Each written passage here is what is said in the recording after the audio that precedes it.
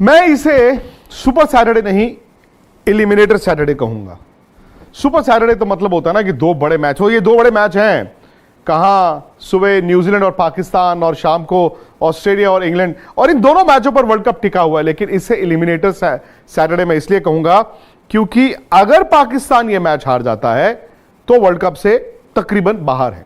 तकरीबन क्या, वो पूरी तरह से बाहर है। तो इस लिहाज से एलिमिनेटर सैटरडे है। और मैं बात पाकिस्तान वर्सेस न्यूजीलैंड मैच की कर रहा हूं। न्यूजीलैंड की दिक्कत यह है कि वो डिप किए, और जब आप डिप करते हैं तो फिर आपका मोमेंटम भी खो जाता है, आपका रिदम भी खो जाता है, और फिर सवाल आपके जहन में बढ़ जाते हैं, यार ये कैसे होगा, वो कैसे होगा। प्लस ये ना भूलें कि उनको एक बड़ा बदलाव करना पड़ा अपनी टीम में। मैट हेनरी, जिनका हैमस्ट्रिंग खिंच गया था, उन्हें काइल जेमिसन से रिप्लेस करना पड़ेगा। अब काइल जेमिसन बैंगलोर में खेलेंगे, जहां पर वो आईपीएल भी खेले हैं, तो शायद ये ना एक तरह से ब्लेसिंग इन डिस्गाइज हो सकती है न्यूजीलैंड के लिए। उनकी हाइट है, अगर वो गेंद ठीक ठाक डालेंगे, बैंगलोर में पिटाई तो होती है, लेकिन कभी कभी क्या होता है कि वो जो एक्स्ट्रा बाउंस उनका है वो बल्लेबाजों को परेशान कर सकता है। तो ये न्यूजीलैंड की दिक्कत है। केन विलियमसन पता नहीं खेल पाएंगे कि नहीं खेल पाएंगे। तो ये जब आपके इतने खिलाड़ी चोटिल होते हैं, आप फंस जाते हैं। प्लस जैसे मैंने कहा, जब आप हारना शुरू करते हैं, भले ही अपने से बड़ी टीमों से हारते हैं, तो भाई आपके सवाल बढ़ जाते हैं। दूसरी तरफ है पाकिस्तान। अब टेक्निकली पाकिस्तान जो है वो 5 जीत तक जा सकता है, आप भी जानते हैं। वो 3 मैच जीते हैं, लेकिन 3 मैच जीते हैं नेदरलैंड, श्रीलंका और बांग्लादेश से। लेकिन चूंकि वो पिछला मैच जीत के आ रहे हैं, और वो शायद उनकी टीम का ऐसा इतिहास भी रहा है जहां पर वो कई बार इस तरह की सिचुएशन से निकलकर सेमीफाइनल या फिर आगे चले जाते हैं, तो वो ये बिलीव कर रहे होंगे कि हम कर सकते हैं। अगर वो न्यूजीलैंड को हराएं, जो मुमकिन है, उसके बाद उनको आखिरी मैच में इंग्लैंड को हराना होगा, जो फिर से मुमकिन है। मुमकिन तो है, लेकिन पाकिस्तान की टीम का वो सेल्फ बिलीफ क्या है। मैंने मिकी आर्थर की ना आज भी प्रेस कॉन्फ्रेंस सुनी, और मिकी आर्थर बहानेबाजियां कर रहे हैं।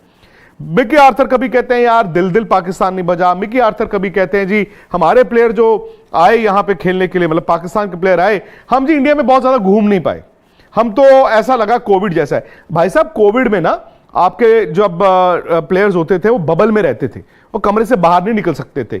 यहां पर तो हम तस्वीरें देखते रहते हैं यार, पाकिस्तान के प्लेयर्स तो कहा है कि हम एंजॉय कर रहे हैं। अब इसका मतलब ये थोड़ी है कि आप वर्ल्ड कप खेलने आए हैं तो जी आपके प्लेयर पार्टियों में जा रहे हैं, या आपके प्लेयर जो है वो महफिलें लूटने जा रहे हैं, ऐसा नहीं होता।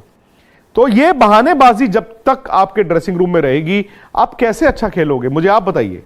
टीम अच्छी वो जो बहानेबाजी नहीं, जो ये माने कि हम गलत खेले थे, और जो ये कहे कि हां जी आज हम खड़े होंगे, आज हम करेंगे। तो सारी की सारी बात आ जाती है कि वो सेल्फ बिलीफ पाकिस्तान का क्या है। अच्छा, पाकिस्तान की दिक्कत यह भी है कि उनका बैटिंग ऑर्डर नहीं चल रहा था।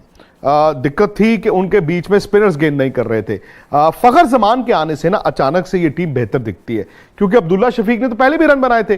अब हो क्या रहा था कि अब्दुल्ला शफीक जब रन बनाते थे, इमाम वहां से रन रेट गिरा देते थे, फिर किसी को एक रिस्क लेना पड़ता था, फिर बाबर आते थे, बाबर के भी रन नहीं आ रहे थे, तो ये दिक्कत उनको थी। फखर जमान ने एक पारी जो कोलकाता में खेली, वो एक तो देखिए बड़े प्लेयर तो थे ही, लेकिन यह भी हकीकत है कि पिछले कई मैच ऐसे थे जहां पर उनके रन्स नहीं आ रहे थे। सो मच सो कि लोगों ने यह भी कहा कि यार फखर को खिलाते क्यों। भाई नए ओपनर तो अब्दुल्ला शफीक आए ना, फखर और इमाम ही तो ओपन करते थे, तो इन दोनों के रन नहीं आ रहे थे, फखर के खास तौर से। बट वो जो इनिंग उन्होंने खेली, आई थिंक वो पाकिस्तान की एक तो भाई बल्लेबाजी के लिहाज से, और एक मुझे लगता है उनके ड्रेसिंग रूम के लिहाज से, बिकॉज ये तो समझेंगे ना कि यार आपको थोड़ा अग्रेसिव क्रिकेट खेलनी है। भैया बैंगलोर में खेल रहे हो, बैंगलोर में ऐसा बहुत कम होगा कि जी आपने 250 पौने 300 रन बनाए और आप मैच जीत गए। यहां आप भी जानते हैं यार 350 पौने 400 रन चेज भी हो जाते हैं। तो ये at the back of the mind रहेगा। हाँ, पाकिस्तान यहां पे ऑस्ट्रेलिया से मैच खेला था, तो थोड़ा सा कंडीशन से वाकिफ भी होंगे। प्लस वहां पर रेन फोरकास्ट है। अब रेन फोरकास्ट का क्या होता है ना, जब हम रेन फोरकास्ट देखते हैं, हम देखते हैं उस दिन कितने % चांसेस ऑफ रेन है, वो ना एक्यूरेट नहीं होता। मैंने अगर पढ़ लिया 80% चांसेस ऑफ रेन, तो इसका मतलब ये नहीं है कि 24 घंटे में 80% वक्त जो है बरसात होती रहेगी। इसका मतलब है 80% बरसात होगी। अब वो कितने मिलीमीटर होगी वो नहीं पता, लेकिन वहां के लोकल्स ये बता रहे हैं। हालांकि आज जब न्यूजीलैंड प्रैक्टिस करके जा रहा था तो बरसात हो गई, लेकिन लोकल्स जो हैं वो ये बताते हैं कि बरसात अगर होगी भी तो शाम को होगी। और चूंकि न्यूजीलैंड पाकिस्तान का मैच सुबह 10:30 बजे इंडियन स्टैंडर्ड टाइम पे शुरू होगा, इसका मतलब है कि दिन में शायद मैच ना हो। अच्छा, अब अगर बरसात ना हो, अब सवाल आता है कि बरसात ना हो, बरसात थोड़ी सी हो, थोड़ा सा 2-4 ओवर अगर कम भी हो जाए। एक होता है कि जी बरसात इतनी हुई कि जी ओवर्स घटने शुरू हुए, 30 over, 25 over, 20 over. I think वहां पर पाकिस्तान शायद सेंस करेगा, जितना मैच छोटा होगा पाकिस्तान उतना गेम में आएगा, क्योंकि जब छोटा मैच होता है ना तो न्यूजीलैंड पैनिक कर सकता है, वो पाकिस्तान को मौका दे सकता है। और तीसरा चौथा ये विकल्प है कि जी बरसात इतनी हो गई मैच ही धुल गया। आई थिंक वहां से तो पाकिस्तान फिर गुड नाइट है, उसके बाद पाकिस्तान जो है वो मतलब फॉर ऑल प्रैक्टिकल पर्पसेस बाहर हो जाएगा। तो ये इम्कानात है। ले दे के बात आ जाती है बाबर पे। फखर जमान ने जो करके दिखाया, क्या बाबर उसको मैच कर सकते हैं? याद कीजिए 2011 का वर्ल्ड कप भारत की टीम जीत रही थी, एमएस धोनी की परफॉर्मेंस नहीं थी, लेकिन जिस दिन इट मैटर्ड यानी कि फाइनल में धोनी ने जाके एन वक्त पर वो इनिंग मैच जिताने वाली खेल दी, वर्ल्ड कप जीत गया इंडिया। तो बाबर के लिए शायद वर्ल्ड कप खत्म नहीं हुआ। अगर उनकी टीम हार जाती है, उनके रन नहीं आते, तो फिर तो वर्ल्ड कप खत्म है। लेकिन यह भी हो सकता है दोस्तों कि जब आपकी टीम अचानक से उठती है तो मैच आपको वही याद रहते हैं जब आप उठना शुरू करते हैं, जब आपके रन आने शुरू होते हैं, जैसे इंजमाम ने 92 में बनाए थे। तो बाबर के लिए भी मौका है। एक तो यह कि जब इस वर्ल्ड कप में वो आए, जिस रेपुटेशन के साथ आए, भाई वो रेपुटेशन के साथ उन्होंने जस्टिस नहीं किया है।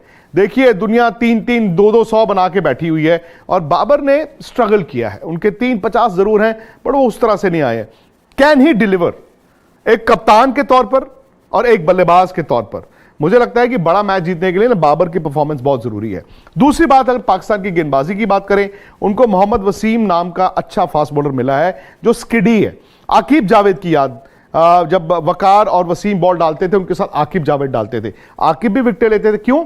क्योंकि वो स्किडी बॉलर थे, वो टप्पे पे डालते थे। और मोहम्मद वसीम जूनियर ने वो टेम्परामेंट दिखाया है।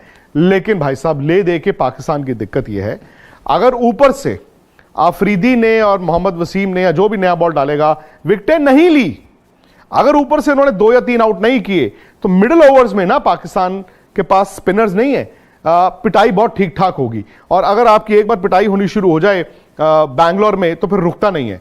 पाकिस्तान बैक 10 यानी कि लास्ट 10 ओवरों में अच्छा बॉल डालता है, बट तब तक यह भी देखना होगा ना कि आप कितने रन खा चुके हैं।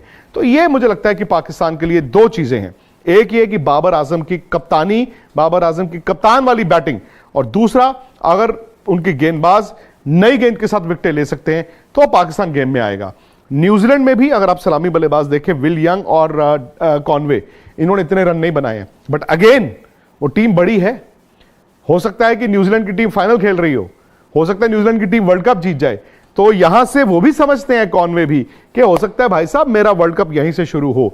तो ये मुझे लगता है कि आमने सामने है। अगर मुझसे पूछे, मैं न्यूजीलैंड को फेवरेट मानूंगा, स्लाइड फेवरेट मानूंगा, बट चूंकि उनका डिप हो रहा है, वो गलत वक्त पर डिप कर रहे हैं, तो वहां पर पाकिस्तान के पास एक मौका है। बट पाकिस्तान को अपने से बेहतर क्रिकेट खेलनी होगी। यह नहीं कि वो जिस तरह की क्रिकेट खेल रहे हैं, बल्कि जो उनका पोटेंशियल भी मुझे दिखा है, उससे बेहतर क्रिकेट खेल के ही वो न्यूजीलैंड को हरा सकते हैं। तो न्यूजीलैंड उनको मौका देता है। प्लेयर्स इंजर्ड है, प्लेयर्स चोटिल हैं, तो कप्तान न्यूजीलैंड के जो है वो उनके पास लिमिटेशंस हो जाती हैं। वो अगर पाकिस्तान एक्सप्लॉइट कर पाए और ये वो पाकिस्तान दिखे आज से 15 साल पुराना खूंखार पाकिस्तान, तो भाई वो वर्ल्ड कप में जिंदा रहेंगे। नहीं तो जैसे मैंने कहा, एलिमिनेटर सैटरडे, उनके लिए दरवाजे शनिवार को बंद भी हो सकते हैं। दूसरा मैच आप जानते हैं ऑस्ट्रेलिया और इंग्लैंड का है, बड़ा दिलचस्प मैच होगा। अब हर रोज हम उम्मीद करते हैं इंग्लैंड जगेगा, देखते हैं कि वो जगेगा कि नहीं जगेगा। बाकी आप अगर जाग के जीतना चाहते हैं तो आपके लिए है जी super 11 fantasy league. Super 11 fantasy league मैं आपको रोज बताता हूं, इसी चैट की डिस्क्रिप्शन से आप उसको डाउनलोड करें, रजिस्टर करें। ये वाहिद ऐसा प्लेटफॉर्म है जहां आपको 100% इनामी राशि जो आप खेलते हो मिलता ही मिलता है। कोई कमीशन नहीं, कोई जीएसटी नहीं, कोई कुछ नहीं। तो आपको सुपर 11 पर ढेर सारी टीमें, मैं तो कहता बनाइए, आप इतनी टीमें बनाएं कि आप जीतें जीतें और जीतते ही रहें। तो आपको सुपर 11 फैंटेसी लीग को डाउनलोड करना है, रजिस्टर करना है। और अगर आप इस वीडियो को पसंद करें तो प्लीज इसको लाइक करें, इसको शेयर भी करें, और साथ ही साथ स्पोर्ट्स तक को सब्सक्राइब करें, क्योंकि 7 मिलियन 70 लाख का परिवार ये होने वाला है। और हो सकता है कि आप ही हो जो 7 मिलियंथ सब्सक्राइबर